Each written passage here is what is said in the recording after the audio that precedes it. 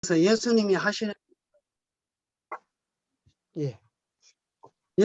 하고자 하시는 일을 제가 찾아서 또 이렇게 동행하면서 그렇게 해야 될 것 같습니다.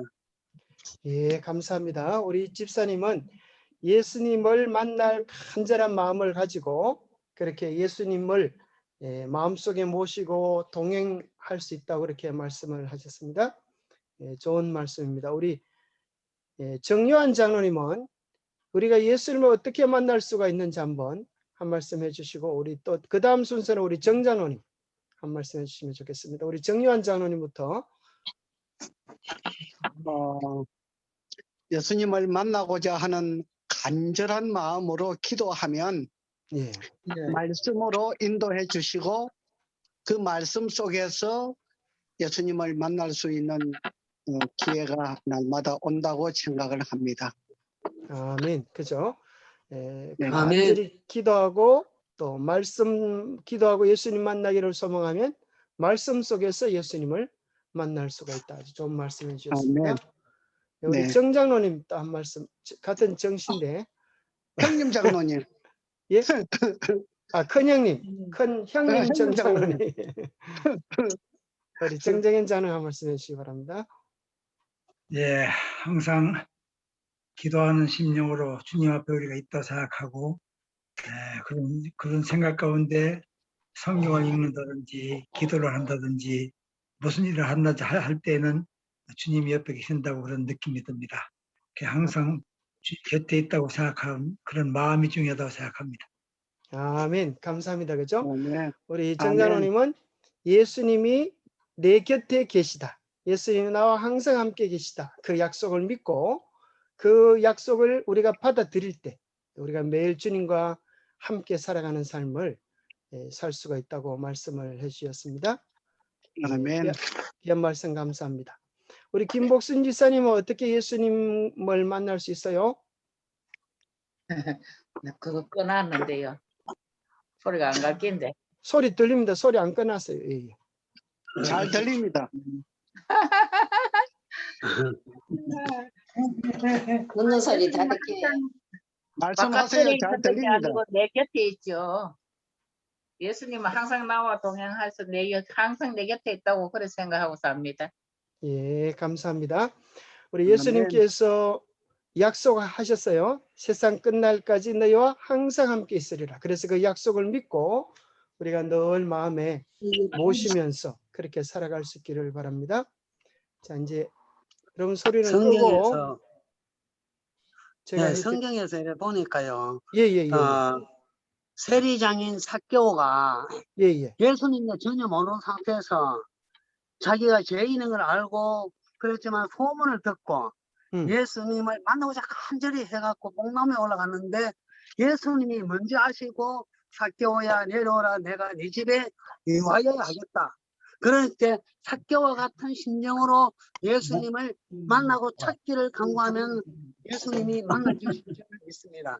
아멘. 감사합니다. 그죠? 삭개오 같던 간절한 마음으로 예수님을 만나기를 소망하면 예수님을 만날 수 있습니다.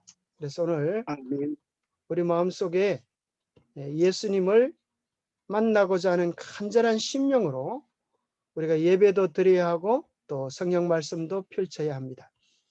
그래서 우리 인생에 아주 중요한 주제가 오늘 성경 본문에 나오는 우리가 예수를 배우고자 하나이다. 아주 중요한 말씀입니다. 요한복음 12장 21절에 보면 우리가 예수를 배우고자 하나이다. 우리가 어떻게 예수님을 만날 수 있을까요? 우리 각자 마음속에 구체적으로 예수님을 간절히 사모하고 또 만나기를 소망하고 말씀 속에서 기도 속에서 생활 속에서 만난 예수님에 대한 이야기를 간증할 수 있어야 되겠습니다. 그래서 우리 신앙은 다른 말로 하면 예수님을 만나는 것입니다. 예수님에 대한 이야기를 듣고 교회만 왔다 갔다 하는 것이 아니라 정말 내 마음속에 예수님이 오셔서 나와 함께 계시는 그런 경험, 그것이 아주 중요한 것입니다. 자, 오늘 성경 본문을 보면 이 요한복음 12장 20절부터 나오는 말씀입니다. 제가 짝짓을 읽고 노랗게 색칠칠한 부분을 우리 성도님들이 있는 곳에서 큰 소리로 한번 읽으시면 좋겠습니다.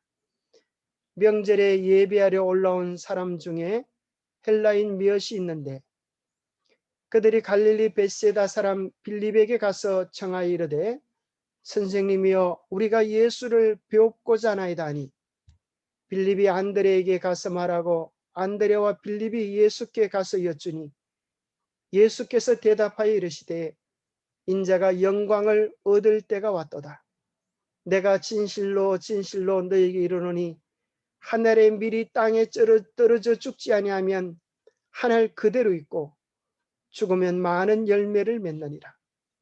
자기의 생명을 사랑하는 자는 잃어버릴 것이요 이 세상에서 자기의 생명을 미워하는 자는 영생하도록 보존하리라. 사람의 나를 섬기려면 나를 따르라. 나 있는 곳에 나를 섬기는 자도 거기 있으리니 사람이 나를 섬기면 내 아버지께서 그를 귀히 여기시리라. 지금 내 마음이 괴로우니 무슨 말을 하리요? 아버지여 나를 구원하여 이 때를 면하게 하여 주옵소서. 그러나 내가 이 때를 위하여 왔나이다. 아버지여 아버지의 이름을 영광스럽게 하옵소서 하시니 이 하늘에서 소리가 나서 이르되 내가 이미 영광스럽게 하였고 또다시 영광스럽게 하리라 하시니 곁에 서서 들은 무리는 천둥이 울었다고도 하고 또 어떤 이들은 천사가 그에게 말하였다고도 하니 예수께서 대답하여 이르시되 이 소리가 난 것은 나를 위한 것이 아니요 너희를 위한 것이니라. 이제 이 세상에 대한 심판이 이르렀으니 이 세상의 임금이 쫓겨나리라. 내가 땅에서 들리면 모든 사람을 내게로 이끌겠노라 하시니 이렇게 말씀하시면 자기가 어떠한 죽음으로 죽을 것을 보이심일러라. 이에 무리가 대답하되 우리는 율법에 의해서 그리스도가 영원히 계신다함을 들었거늘 너는 어찌하여 인자가 들려야 하리라 하느냐. 이 인자는 누구냐? 예수께서 이르시되 아직 잠시 동안 빛이 너희 중에 있으니 빛이 있을 동안에 다녀 어둠에 붙잡히지 않게 하라. 어둠에 다니는 자는 그 가는 곳을 알지 못하느니라. 너희에게 아직 빛이 있을 동안에 빛을 믿어라. 그리하면 빛의 아들이 되리라. 예수께서 이 말씀을 하시고 그들을 떠나가서 숨으시니라. 여기 보면 헬라인들이 예수님의 사역의 거의 막바지에 찾아와서 빌립에게 이렇게 이야기합니다. 우리가 예수를 만나기를 원합니다. 우리가 예수를 뵙기를 원합니다. 그럴 때 빌립이 안드레에게 소개해주고 이 안드레와 빌립이 이 이방인들 헬라인들을 예수님께로 인도해 가십니다. 그때 예수님께서는 여러 논쟁들 속에서 승리하셨지만 바리새인들과 사두개인들 그 당시 종교 지도자들이 예수님을 외면하고 배척하여서 마음이 심히 공허하고 어두운 때에 있었습니다. 그러나 이 이방인들이 예수님께 찾아온 것은 예수님께 큰 희망과 용기를 줬습니다. 바로 그것은 예수님이 온 인류를 위하여 십자가에 달려 죽으시고 아무도 예수님을 찾지 않을 줄 알았는데 동방에서 서방에서 온 세상에서 예수 그리스도의 복음을 듣고 예수님께로 올 자들이 있을 것을 예고하는 엄청나게 중요한 사건이었습니다. 그래서 예수님은 그들에게 당신이 누구인지 하실 사명이 무엇인지를 알려주셨습니다. 그것을 하나의 실물 교훈으로 하늘의 밀이 땅에 떨어져 죽지 아니하면 하늘 그대로 있고 죽으면 많은 열매를 맺느니라. 자기의 생명을 사랑하는 자는 잃어버릴 것이요 이 세상에서 자기의 생명을 미워하는 자는 영생하도록 보존하리라 하면서 복음의 영적 원리를 얘기해 주십니다. 자, 우리가 어떻게 예수님을 만날 수 있는가 하는 것은 첫 번째, 우리 마음속에 예수님을 만나고자 하는 간절한 갈망이 우리 모두에게 있어야 합니다. 그리고 실제 우리가 예수님을 만나는 것은 눈에 보이는 육신적인 모습으로 만나는 것이 아닙니다. 예수님께서 말씀을 통하여 우리 마음속에 이야기해 주십니다. 그때 예수님께서 우리 각자의 처지와 형편에 맞는 말씀을 이야기해 주실 때 내 마음을 묶어서 예수님께 순종하며 드릴 때 그 경험이 예수님과 우리가 교제하는 것입니다. 그래서 내 생각은 다른 생각이었는데 예수님께서 이렇게 말씀하시니까 내 생각을 끊고 예수님의 말씀에 순종할 때 생각지 못했던 놀라운 기쁨과 은혜가 우리 마음속에 함께하는 것을 경험하는 것입니다. 그래서 여기 보면 빛이 있을 동안에 빛을 믿어라 그리하면 너희가 빛의 아들이 되리라 하셨습니다. 그래서 우리는 어둠 속에 있지만 말씀의 빛을 붙잡고 하나씩 하나씩 밝은 빛 속으로 나가면서 점점 더 밝은 빛 속으로, 점점 더 밝은 말씀 속으로 나가면서 우리가 온전히 하나님의 빛의 아들, 하나님의 복음의 자녀들이 될 수가 있는 것입니다. 그래서 우리는 아까 우리 장로님들이 말씀하셨듯이 기도를 통하여, 기도는 주님과 우리와의 대화입니다. 기도를 통하여 우리의 개인적인 모든 형편과 어려움들을 주님께 아뢰을 수 있고 또 말씀을 통하여 주의 음성을 들을 수 있습니다. 또 아까 우리 정장로님께서 얘기하셨듯이 하나님의 약속을 믿고 오늘 우리의 삶이 하나님 앞에서 살아간다고 하는 사실을 기억하면서 하나님의 임재, 하나님이 나와 함께 계시구나 하는 사실을 인식하고 하나님 앞에서 살아가는 것, 그것이 하나님을, 예수님을 만나고 예수님과 동행하는 삶입니다. 그래서 우리는 매 순간 우리의 마음을 성령의 인도하심에 말씀에 순종할 때에 주님을 만나고 주님을 만나는 그 경험을 통하여 우리의 삶이 매일매일 변화될 수 있습니다. 그래서 오늘도 말씀 속에서 예수님을 만나시게 되기를 바랍니다. 그것은 이 말씀 속에서 오늘 내게 들리시는 주님의 개인적인 음성을 붙잡는 것이고 우리가 그 말씀을 순종함으로 어둠에서 빛으로 나가는 그런 귀한 경험을 하는 것입니다. 자, 1번 문제입니다. 그분은 제사장들과 바리새인들과의 논쟁에서 승리자가 되셨습니다. 바리새인들과 사두개인들, 제사장들은 예수님과의 대화에서 이제는 더 이상 어떤 말도 할 수 없다는 사실을 깨달았습니다. 왜냐하면 그들이 예수님께 이야기하고 논쟁할 때마다 그들은 그들 속에 있는 죄가 드러나고 그들의 무지가 드러날 뿐이었습니다. 그들이 하는 모든 생각과 전략들을 예수님이 다 깨뜨리셨습니다.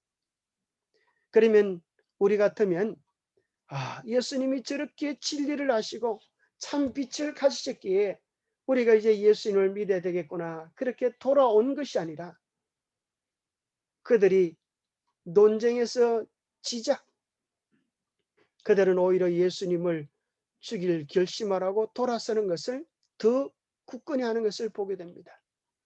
우리는 논쟁으로 사람을 얻을 수 없음을 발견하게 되는 것입니다. 우리가 정말 그들을 사랑하는 그리스도의 정신이 아니면 어떤 논쟁과 논리로 영혼을 얻기는 거의 불가능한 모습을 발견하게 됩니다.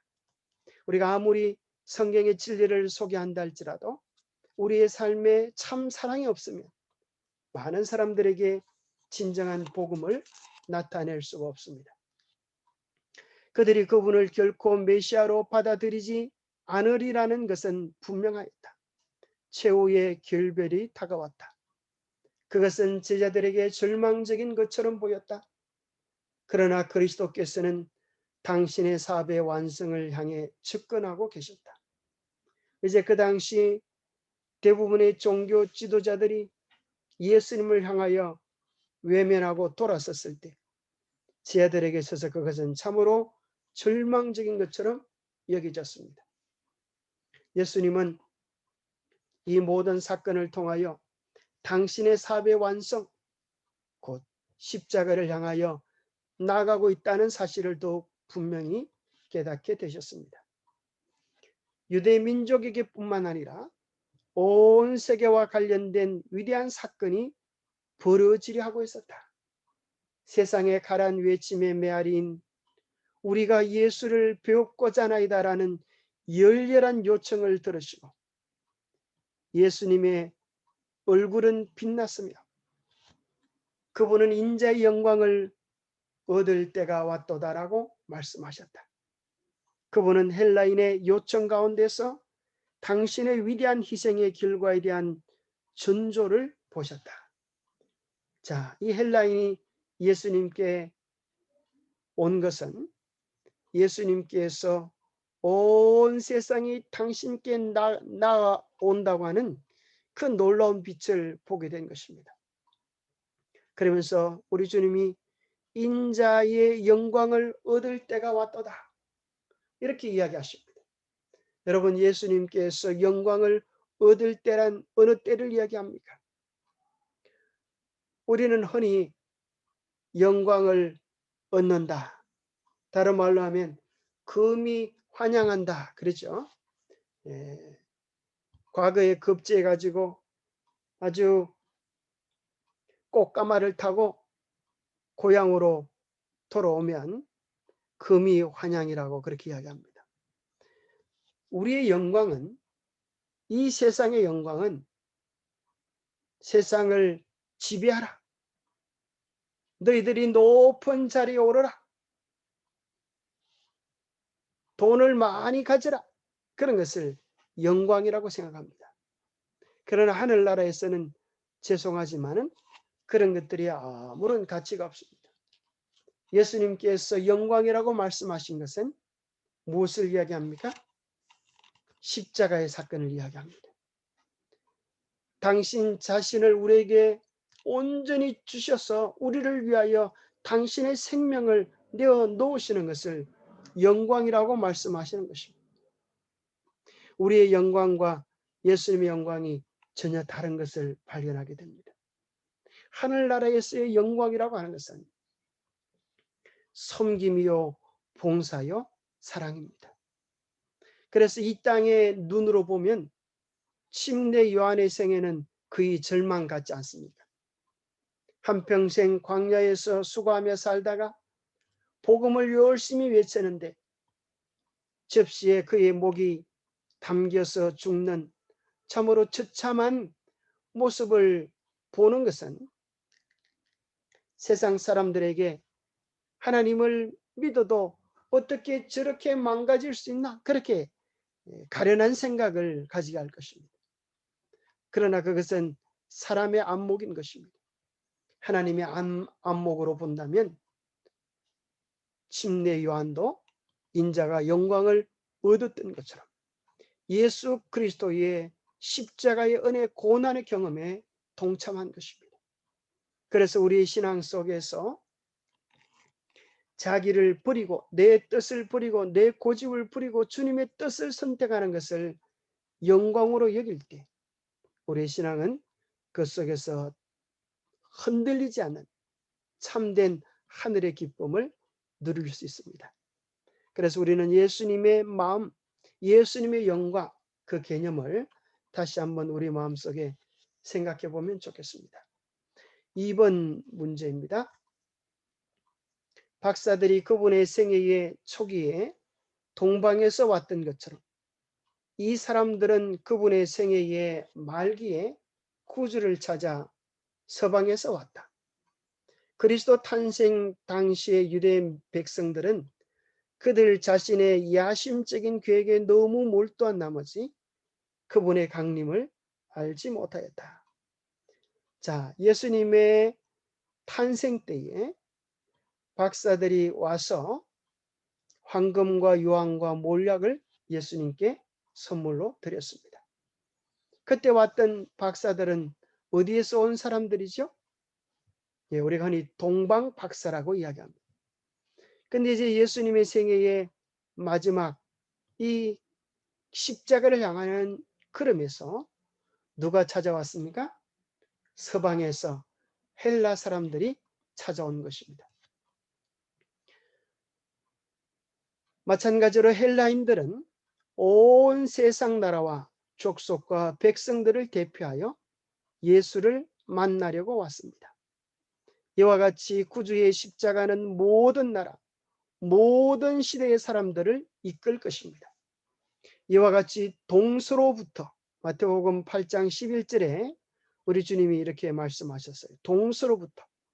이것은 예수님의 초기 동방박사, 예수님의 말기, 사역의 말기 서쪽에 헬라인들이 올 것을 이야기하시는 말씀과 같습니다. 동서로부터, 그것은 예수님의 십자가의 온 세상을 이야기하기도 하는 것입니다. 많은 사람이 이르러 아브라함과 이삭과 야곱과 함께 천국에 앉을 것이다.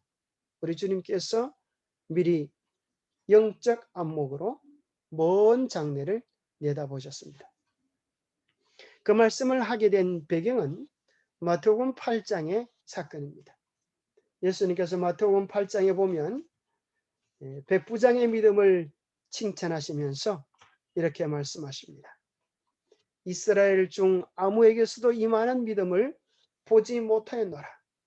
또 너희에게 이르노니 동서로부터 많은 사람이 이르러 아브라함과 이삭과 야곱과 함께 천국에 앉으리니와 그 나라의 본 자손들은 바깥 어두운 데 쫓겨나 거기서 울며 이를 갈미 있으리라.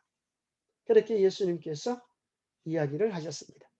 그 당시 백부장은 로마인이었습니다.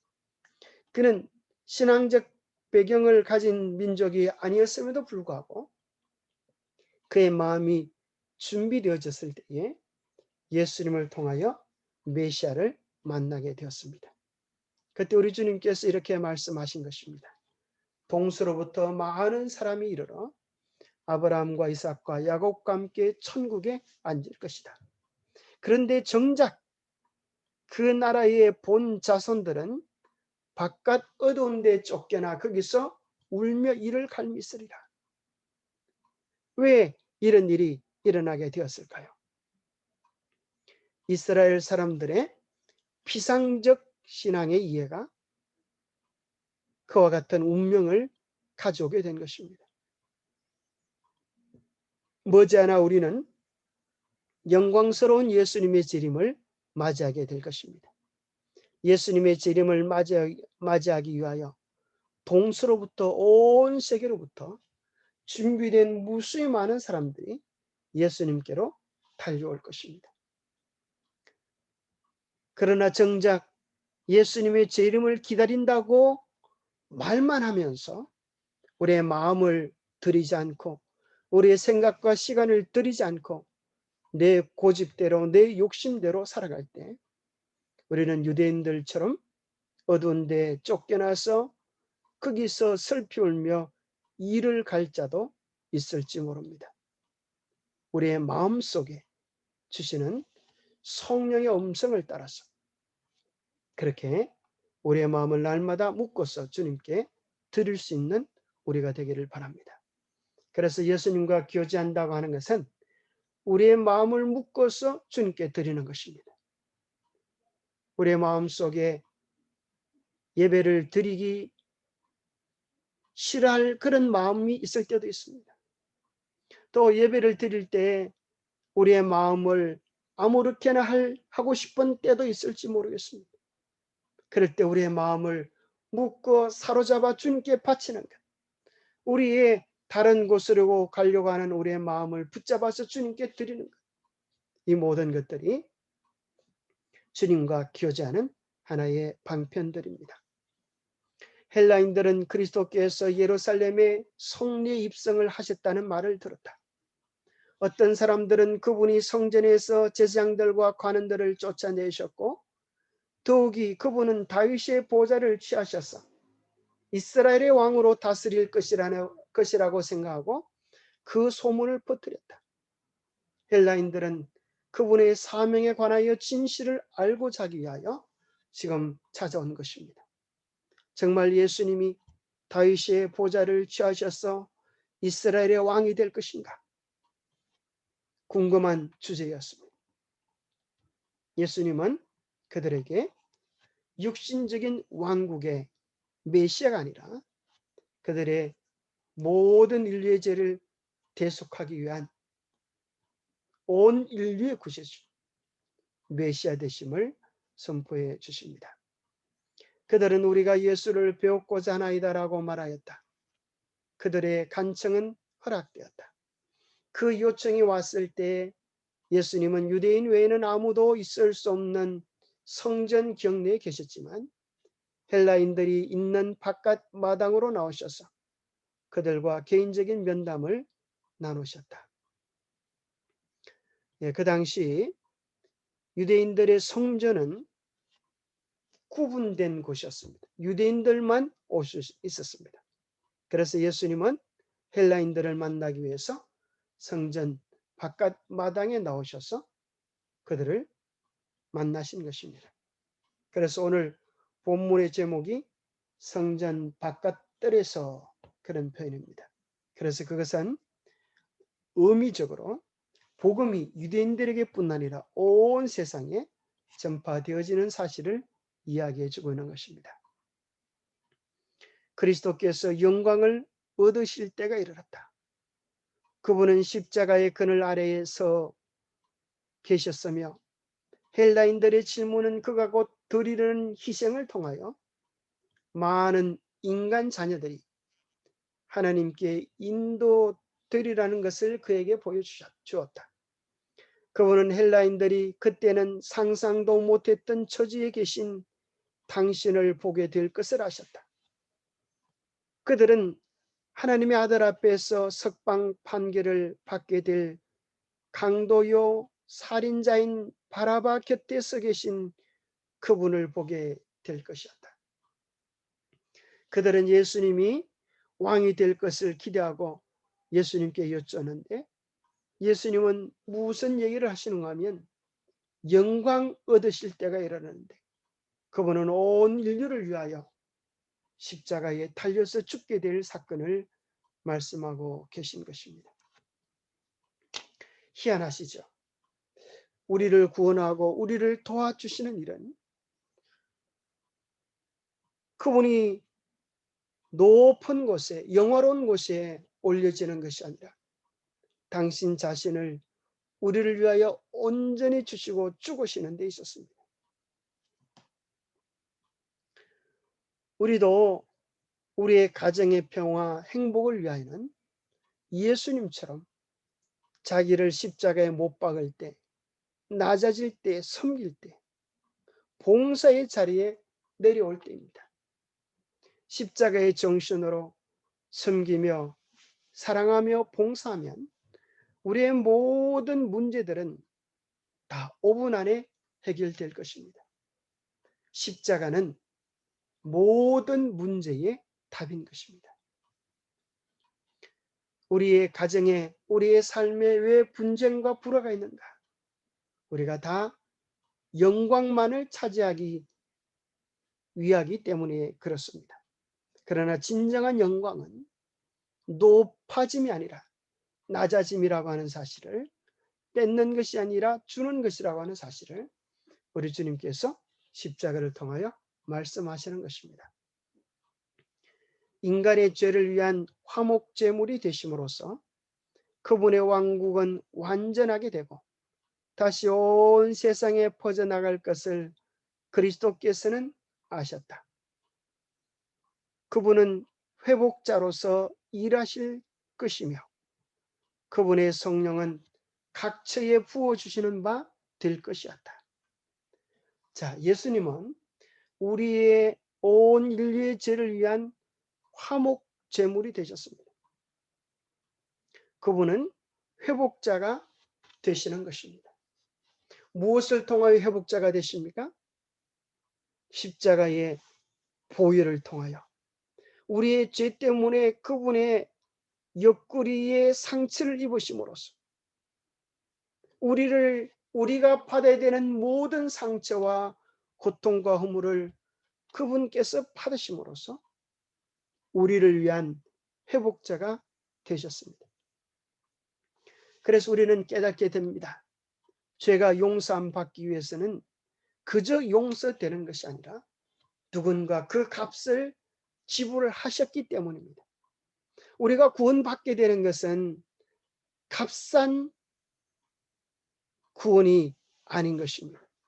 금이나 은같이 없어질 것으로 구원받은 것이 아니라 예수 그리스도의 영원한 보혈의 값으로 구원받았다고 하는 놀라운 사실을 기억하십시오. 그러기에 우리의 구원은 이미 충분한 값을 예수님께서 지불하셨기에 정당한 것입니다. 결코 우리의 구원을 값없이 험으로 돌리지 않게 되기를 바랍니다. 결코 예수님의 그 보혈의 값 대신에 결코 견줄 수 없는 우리의 작은 노력과 우리의 수고, 작은 정성을 구원의 근거로 여기지 않게 되기를 바랍니다. 이 세상에 그 어떤 것도 우리를 향한 그분의 수고를 대신할 것은 아무것도 없는 것입니다. 잠시 그분은 장래를 내다보셨고 온 세상 각지에서 보라 세상 죄를 지고 가는 하나님의 어린 양이로다라고 전파되는 음성을 들으셨다. 그분은 유대인과 이방인 사이의 장벽이 무너지고 모든 민족과 방언과 백성이 구원의 기비를 듣게 될 때에 이러한 이방인 가운데에서 위대한 수학의 결실이 있을 것을 보셨다. 여러분, 진리에 속한 무리들이 적다고 생각하십니까? 걱정하지 마십시오. 하나님께서는 바알에게 무릎 꿇지 않은 7,000일을 준비해 놓으셨듯이 이 세상 수많은 종교 교파 가운데서 진실로 하나님을 사랑하고 그 뜻대로 살기 원하는 무수히 많은 자들을 준비해 놓았을 것입니다. 우리 주님 영광중에 오시는 그날에 수많은 사람들이 이 마지막 운동에 동참하게 될 것입니다. 그래서 우리의 관심은 언제나 숫자가 얼마나 적으냐 많으냐에 관심을 두지 말고 정말로 우리 마음을 천적으로 들여서 오늘 내가 예수님의 복음을, 예수님의 은혜를, 예수님의 사랑을 경험하고 내 마음을 드리고 사는가? 끊임없이 우리는 그 사실을 주님께 여쭤보면서 살아야 합니다. 너희는 믿음에 있는가? 너희 자신을 시험하고 확정하라. 그리스도께서 너희 안에 계신 줄을 너희가 스스로 알지 못하느냐? 그렇지 않으면 너희가 버리운 자니라. 그렇게 우리 주님께서 말씀하시고 계십니다. 그래서 우리에게 있어서 정말 중요한 것은 끊임없이 주님과 교제하면서 주의 음성을 듣고 순종의 걸음을 한 걸음 한 걸음 내딛는 것을 통하여 우리의 신앙은 더 견고해집니다. 다윗이 골리앗과 싸워서 이길 수 있었던 비결이 무엇입니까? 그는 매일의 크고 작은 싸움에서 이미 승리자였기 때문입니다. 우리도 우리의 매일의 삶에 다양한 문제를 만납니다. 때로는 몸이 괴롭고, 때로는 여러 사람들이 우리를 피곤하게 만들고, 때로는 여러 상황들이 내가 원하는 형편으로 되지 않을 때가 있습니다. 예기치 않았던 사건들이, 사고들이, 어려움들이 우리의 삶에 가득히 몰아올 수 있습니다. 그럴 때 우리는 이스라엘 백성처럼 원망하지 말고 불평하지 말고 우리의 믿음을 활용할 수 있는 기회로 삼게 되기를 바랍니다. 그럴 때 주님께 기도하십시오. 그럴 때 주님께 지혜를 구하십시오. 그럴 때 성령을 통하여 우리 안에 이야기해 주시는 주의 음성을 들으십시오. 그럴 때마다 우리의 모든 문제를 하나씩 하나씩 해결해 주시는 믿음의 편을 선택해 보면서, 아하, 이것이 주님과 함께 동행하는 것이구나, 이것이 주님의 뜻대로 사는 비결이구나 하는 것을 우리의 크고 작은 문제들마다 경험해 보십시오. 그것이 하나님께서 우리의 삶의 광야를 허락하시는 이유입니다. 그분은 이러한 일에 대한 기대, 즉 그분의 소망의 성취를, 인자의 영광을 얻을 때가 왔도다라는 말로 표현하셨다. 그러나 그리스도께서는 이러한 영광을 얻어 입으시는 방법에 대하여 잊으신 적이 결코 없었다. 다가오는 그분의 죽음 뒤에 이방인들을 모으는 일이 있을 것이었다. 오직 그분의 죽으심을 통하여서만 세계는 구원을 받을 수가 있었다. 마찬가지로 오직 우리의 개인적인 죽음을 통해서만 우리의 가정은 평화를 누리고 우리의 삶에 진정한 기쁨을 얻을 수 있습니다. 성경은 역설을 이야기합니다. 죽음으로 살고 낮아짐으로 높아지는 비결을 이야기합니다. 그것이 식물계에서 우리에게 끊임없이 보여주는 법칙입니다. 식물계의 법칙과 같이 생명은 그분의 죽으심의 결과로 이루어질 것이었다. 밭을 가는 자들 앞에는 언제나 실물 교훈이 있다. 참 신기하죠? 이 밭을 갈고 농사를 짓는 것 속에 하나님은 영적인 실물 교훈을 두셨습니다. 바로 이것이 예수님의 생애, 또 복음이 무슨 일을 할 것인지를 한 구절로 묘사해 주는 말씀입니다. 내가 진실로 진실로 너에게 이르노니 하늘의 밀이 땅에 떨어져 죽지 아니하면 하늘 그대로 있고 죽으면 많은 열매를 맺느니라. 이것은 우리가 매일 먹는 밥을 통하여, 우리가 가끔 먹는 빵을 통하여 확증할 수 있는 것 아닙니까? 우리가 먹는 모든 밥들은 하늘의 벽씨가 땅에 떨어져 죽은 그 열매를 우리가 매일 먹고 사는 것입니다. 하늘의 벽씨가 땅에 떨어져 죽지 아니한다면 하늘 그대로 있을 것입니다. 그러나 하늘이 떨어져 죽으면 수많은 열매를 맺는 것입니다. 우리의 신앙도 마찬가지입니다. 오래도록 신앙을 하지만 자기 자신이 죽어보는 경험이 없는 사람은 사는 경험이 무엇인지를 깨닫지 못하는 것입니다. 자기 자신을 철저하게 주님께 굴복시키는 경험이 없는 사람은 주님 안에 주시는 참 평안의 의미를 깨닫지 못합니다. 주님 앞에 자기의 죄를 내어놓고 통회하며 회개하는 깊은 경험이 없는 사람은 주님께로부터 오는 참된 용서와 자비를 경험해 보는 시간이 없는 것입니다. 예수님의 십자가 밑으로 나아가서 주님의 피가 떨어진 곳에 통회하며 통곡해 본 경험이 없는 사람은 십자가의 은혜가 베푸시는 그 구원을 감격해 보는 경험을 맛볼 수 없는 것입니다. 죄가 우리를 짓누르는 깊은 경험이 우리에게 주신 그 구원이 얼마나 크고 놀라운 것인지를 깨닫게 하는 비결인 것입니다. 늘 교회를 다니지만은 피상적인 신앙을 하고 있는 어떤 한 여집사님이 목사님께 나왔습니다.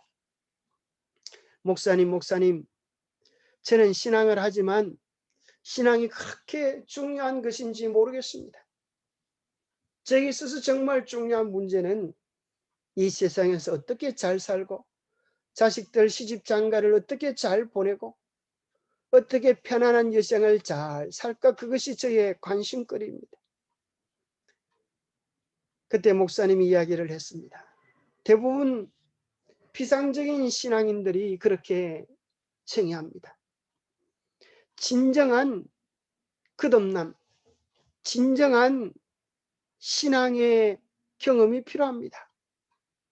이 집사님이 물었습니다. 목사님, 그렇다면 제가 어떻게 진정한 신앙, 제가 어떻게 하면 새롭게 되는 신앙, 제가 어떻게 하면 구원을 감격하며 누리는 그런 신앙을 할 수가 있습니까? 목사님께서 한 가지 제안을 해주셨습니다.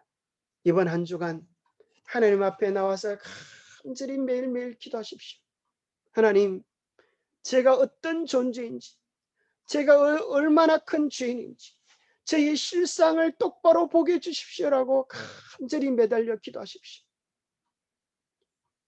일주일 동안 그 집사님이 그렇게 기도하고 목사님께 나왔습니다. 목사님, 왜 목사님께서 저보고 그런 기도를 하라고 하셨습니까? 저는 이제 도무지 살맛이 나지 않습니다. 저는 도무지 주님을 배울 면목이 없습니다. 제가 얼마나 큰 죄인인지, 얼마나 희망이 없는 존재인지를 깨달았습니다. 제게는 절망만 있습니다. 목사님, 왜 저를 이렇게 만들어 버렸습니까? 엄마하고 탄식하는 집사님께 목사님이 다시 제안을 했습니다. 집사님, 이번에는 오직 예수님의 십자가를 경험해 달라고 그렇게 기도하십시오. 이번 한 주간은 오직 주님의 십자가를 바라보며 십자가를 맛보게 해달라고 기도하십시오. 집사님, 이번 한 주간에 주님의 십자가를 정말 피상적인 경험이 아니라 생명의 경험이 되도록 간절히 기도했습니다. 그리고 일주일 후에 집사님의 얼굴이 환해졌습니다. 그러면서 이렇게 이야기하는 것입니다. 내가 어떤 죄인인 것과 예수님이 나를 어떤 절망적인 죄인을 구원하셨는지를 깨닫게 되었습니다. 이제 저는 나의 얕은 선행들을 자랑하지 않을 것입니다. 사람들의 작은 비난과 멸시에 내 마음을 두지 않을 것입니다. 저는 언제나 저를 구원하신 죽을 수밖에 없는 저를 멸시와 천대 고난을 당해하는 저를 사랑하시고 구원하신 주님의 십자가만을 노래하겠습니다. 그렇게 새로운 신앙적 경험을 하시게 되었다는 그런 이야기가 있습니다. 우리의 마음속에 정말 중요한 것은 죽고 다시 태어나는 이 깊은 하늘의 미랄의 교훈을 우리가 경험해야 할 것입니다. 해마다 농부는 아무 씨앗이나 뿌리지 않습니다. 가장 잘 선택한 곡식을 모아두었다가 그것을 흩어 뿌리는 것입니다. 농부는 굶어 죽어도 종자씨를 삶아 먹지 않는다, 그런 속담이 있지 않습니까? 왜냐하면 그것이 자기들의 생명을 책임질 생명의 양식이 될 것을 알기 때문입니다. 해마다 농부는 가장 잘 선택한 곡식을 흩어 뿌림으로써 지속적인 곡식의 공급을 받습니다. 얼마 동안 그것은 밭 일항 속에 파묻혀서 주의 돌보심을 받습니다. 그 다음에는 싹이 나오고 그 다음에는 이삭이요, 그 다음에는 이삭에 충실한 곡식입니다. 그러나 곡식이 눈에 보이지 않게 묻히고 감추어져 그 모양이 모두 없어지기 전에는 이러한 발전은 일어나지 않습니다. 우리 자신이 정말 주님 안에서 철저하게 죽임을 맛보게 될 때 우리는 그때 우리 안에서 새로운 생명으로 싹트는 새 생명을, 영적 자라는 이삭을 예수님의 성령의 도심으로 드디어 무르익은 영적 결실을 맛보게 될 것입니다. 오늘 우리의 신앙은 어떤 단계입니까? 땅 속에 떨어져 죽는 죽음의 단계입니까? 이제 우리 안에 새 생명이 돋아나는 새 생명을 맛보는 싹의 단계입니까? 영적으로 자라는 이삭의 단계입니까? 이러한 단계를 다 거친 후에 드디어 비로소 늦은 비의 은혜 속에 우리는 충실한 알곡이 되어져서 주님께 영광을 돌릴 수 있을 것입니다.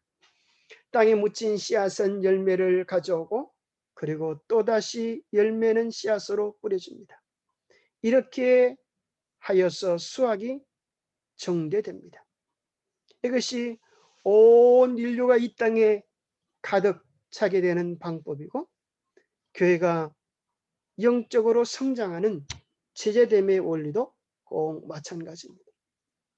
내가 죽어서 또 다른 열매를 얻는 것, 그리고 그도 죽어서 또 다른 열매를 얻는 것, 이렇게 하여서 교회가 부흥될 수 있는데 우리가 죽지 않으면 교회는 10년이 지나도 20년이 지나도 100년이 지나도 오히려 더 망가져가는 유럽의 교회들처럼 변할 것입니다. 정말 중요한 것은 어떤 상황과 형편이 문제가 아니라 예수님 안에서 죽고 새롭게 태어나는 영적 경험이 필요한 것입니다. 그와 같이 갈바리의 십자가 위에서의 그리스도의 죽음을 통하여 영생에 이르는 열매가 맺힐 것이다. 주님의 십자가를 깊이 경험하는 것이 필요합니다. 이 희생을 습과할 것이 그 희생의 열매로서 영생할 자들의 영광이 될 것이다. 예수님의 십자가를 깊이 습구해 보면 우리가 그 은혜를 누리고 그 영광에 동참할 자들이 되게 될 것입니다. 자신의 생명을 그대로 보존하는 미라는 열매를 생산하지 못한다. 그것은 홀로 살 뿐이다. 만일 원하기만 하셨다면 그리스도께서는 죽지 않으실 수 있으셨다. 만일 그분께서 이렇게 하셨더라면 분명히 그분은 홀로 사셨을 것이다. 그분은 인간 자녀들을 당 하나님께 인도하실 수 없었을 것이다. 우리가 살게 된 것은 그분의 죽으심 때문이었습니다. 그분의 죽으심 때문에 거듭난 우리는 또 우리 자신을 주님의 복음의 밭에 심는 씨앗이 되도록 해야 할 것입니다. 자기 희생의 법칙은 자기 보존의 법칙이다. 아주 중요한 말씀입니다. 같이 한번 따라서 읽으시면 좋겠습니다. 시작. 자기 희생의 법칙은 자기 보존의 법칙이다. 주는 것이 사는 것이다. 하나님과 사람에게 봉사하는 일에 아낌없이 바친 생명은 보존될 것이다. 여러분, 자기 희생의 법칙은 자기 보존의 법칙임을 기억하십시오. 스스로 자기를 보존하는 것은 자기 파멸의 법칙임을 기억하십시오. 이것이 정말 중요한 영적 원리입니다. 주님을 위하여 사는데 영생이 보장되어지고 나를 위하여 사는데 멸망이 보장되어집니다. 세계에 필요라는 박고랑에 생명을 던져야만 한다. 자기 사랑과 사욕을 죽여야 한다. 자기 희생의 법칙은 자기 보존의 법칙이다. 농부는 곡식을 흩어버림으로 그의 곡식을 보존한다. 인생에 있어서도 그러하다. 주는 것이 사는 것이다. 하나님과 사람에게 봉사하는 일에 아낌없이 바친 생명은 보존될 것이다. 이 세상에서 그리스도를 위하여 저의 생명을 희생하는 자들은 저희 생명을 영원히 보존할 것이다. 우리가 주님을 위하여 사는 것, 그것은 우리 자신을 영원히 보존케 하는 비밀인 것입니다. 그런데 누가 낭비하는 삶, 누가 멸망당하는 삶, 누가 허비하는 삶을 사는 자일까요? 사욕을 쫓아 허비한 삶은 먹어버린 곡식과 같다. 그것은 사라지지만 증가됨이 없다.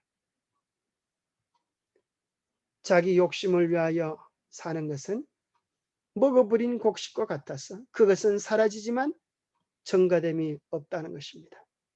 사람이 자신을 위하여 모을 수 있는 모든 것을 모을 수 있을 것이며 자신을 위해 살고 생각하고 계획할 수도 있을 것이다.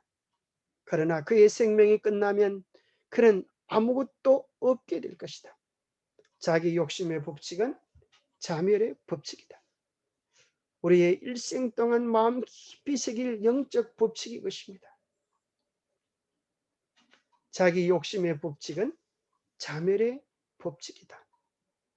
우리가 이 말씀을 깊이 마음에 새기고 이러한 삶이 되지 않도록 기도해야 할 것입니다. 모든 그리스도인의 정신 속에 이런 정신이 있다면 우리의 삶은 얼마나 아름다워지게 되겠습니까? 희생의 십자가를 예수님과 같이 지는 자들은 모두 그분의 영광을 나누어 가지게 될 것이다. 이 얼마나 영광스러운 말씀입니까? 오늘 우리가 우리 처지에서 희생의 십자가를 진다면 우리는 주님이 이뤄놓으신 그 엄청난 영광을 나누어 가지는 자가 되게 될 것입니다. 당신의 멸시와 고통을 통하여 그의 제자들이 그분과 함께 영광을 얻게 되는 것이 그리스도의 기쁨이었다. 우리 주님의 기쁨은 우리가 그 영광을 나누어 얻는 것입니다. 우리 주님의 기쁨은 오늘 우리가 우리 처지에서 그렇게 섬기며 사랑하는 것입니다. 우리 주님의 기쁨은 우리가 주님처럼 작은 헌신, 봉사, 사랑을 사는 삶을 살아가는 것입니다. 8번입니다. 예수님은 흑암의 세력과의 투쟁에 대한 예감, 인간의 범죄로 인한 무서운 죄짐에 대한 생각, 그리고 죄로 인한 아버지의 분노로 의기저상하셨으며 그리하여 그분의 얼굴에는 죽음의 창백함이 서려 있었다. 이제 이런 이야기를 하시면서 하늘의 밀이 썩어 죽는 이야기를 하시면서 예수님께서 그분의 생각 속에 우리의 죄를 지심으로 인하여 하나님으로부터 영원히 분리되어지는 십자가의 장면이 머릿속에 떠오르면서 그분의 마음속에 그분의 인성이 떨리는 그런 경험을 하시게 되었습니다. 그래서 그분이 이렇게 말씀하십니다. 지금 내 마음이 괴로우니 무슨 말을 하리요? 아버지여 나를 구원하여 이 때를 면하게 하여 주옵소서. 간절히 그렇게 기도하시다가 그러나 다시 그분은 마음을 고쳐먹습니다. 그러나 내가 이를 위하여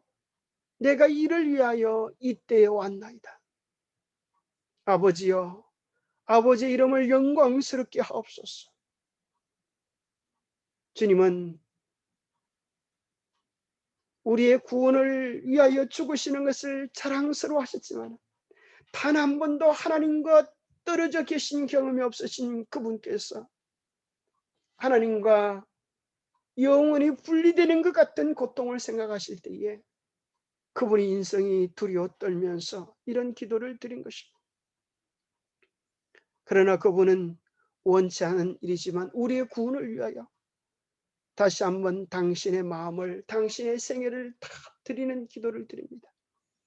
아버지여 아버지의 이름을 영광스럽게 하옵소서 하시니 이에 하늘에서 소리가 나서 이르되 내가 이미 영광스럽게 하였고 또 다시 영광스럽게 하리라 하시니 곁에 서서 들은 무리는 천둥이 울었다고도 하며 또 어떤 이들은 천사가 그에게 말하였다고도 하니 그와 가까이 있는 자들도 그 어두움을 느낄 수 있었다. 그분은 생각에 잠겨 계셨다. 마침내 그분은 침묵을 깨시고 지금 내 마음이 민망하니 무슨 말을 하리요? 아버지여 나를 구원하여 이 때를 면하게 하여 주옵소서. 라는 슬픈 음성을 바라셨다. 그때를 기다리시는 가운데 그리스도께서는 이미 쓴 잔을 마시고 계셨다. 어떤 면으로 보든지 그분이 하나님에게서까지 버림받은 것으로 보일 때에, 그리고 그분이 징벌을 받아서 하나님에게 맞으며 고난을 당한다고 모두가 생각할 그때인 그 버림받음의 시간을 피하려고 하셨다. 그분은 공적인 노출과 극악한 죄수 취급을 받는 일, 그리고 수치스럽고 모욕적인 죽음을 피하고자 하셨다. 그러나 그분은 이렇게 다시 기도하십니다. 내가 이를 위하여 이때에 왔나이다. 아버지여, 아버지 이름을 영광스럽게 하옵소서. 그리스도의 죽음을 통해서만 사단의 나라를 정복할 수 있었다. 인간은 오직 이 방법으로서만 구원받을 수 있었고, 그리하여 하나님께서는 영광을 받으실 것이었다. 예수께서는 그 고민에 나아갈 것을 동의하셨고, 그리하여 그분은 그 희생을 받아들이셨다. 하나님의 임금께서 죄짐을 지는 자로서 고통을 받기로 동의하셨다. 아버지여, 아버지의 이름을 영광스럽게 하옵소서. 그리스도께서 이 말씀을 하실 때에 대한 응답이 그분의 머리 위에 떠돌던 구름 속에서 나왔다. 내가 이미 영광스럽게 하였고 또다시 영광스럽게 하리라. 말구이로부터 이 말씀이 들릴 때까지 그리스도의 전생의 생애는 하나님을 영화롭게 하는 것이었고, 다가오는 시련 가운데서 그분의 신성과 인성의 고통으로 인하여 그분은 참으로 아버지 이름을 영광스럽게 하실 것이었습니다. 음성이 들렸을 때에 구름 속에서 빛이 반사되어 그리스도를 들리는데, 마치 무한한 능력의 팔이 불꽃의 장벽에 되어 그의 주위를 두르는 것처럼 보였습니다. 곁에 서 있던 무리들은 우레가 울었다라고 이야기하고, 어떤 사람은 천사가 제게 말했다고 했는데, 헬라인들은 놀랍게도 마음이 준비되어 있었어. 구름을 보고 음성을 듣고 그 뜻을 이해하였어. 그러면서 과연 그분이 하나님의 보내심을 받은 자로서 그들에게 나타난 바된 그리스도이심을 확신하게 되었습니다. 하나님의 음성은 3번 주님께 구체적으로 들렸습니다. 봉사 초기에 예수님이 침례 받으실 때, 2번째는 변화산에서, 3번째는 그의 봉사가 거의 마쳐질 때에 오늘 특별한 환경 아래서 3번째 하나님의 음성이 들리는 것입니다. 하나님 오늘 우리와 함께 계시고 우리를 만나시고 우리를 통하여 마지막 사업을 이루시기를 원하십니다. 주님을 통하여 영광 받으신 주님께서 우리를 통하여 또 영광 받으시기를 원하십니다. 기도하겠습니다. 하나님 아버지, 우리를 위하여 하늘의 보좌를 부리시고 이 땅에 썩어지는 미랄로 살아주셔서 감사합니다. 하나님과 영원히 분리되는 것이 몸서리 쳐지도록 싫은 일이었지만 우리의 구원을 위하여 마지막 쓴 잔을 기꺼이 마셔 주심을 인하여 감사합니다.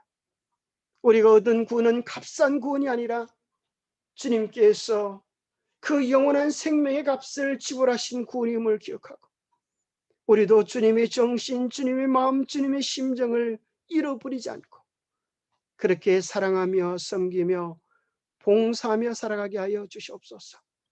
주님의 십자가의 정신을 진정으로 실천할 때 우리의 삶의 문제들이 해답이 주어지고, 우리의 아무리 어둡고 지옥 같던 삶이라 할지라도 천국으로 변화되어짐을 경험하게 하여 주옵소서. 하나님의 놀라운 상처 속에서 참된 치유가 된 보혈의 은혜를 우리의 매일의 삶에 맛보며 누리게 하여 주시옵기를 우리 주 예수 그리스도 이름 어지하여 간절히 간구하옵나이다.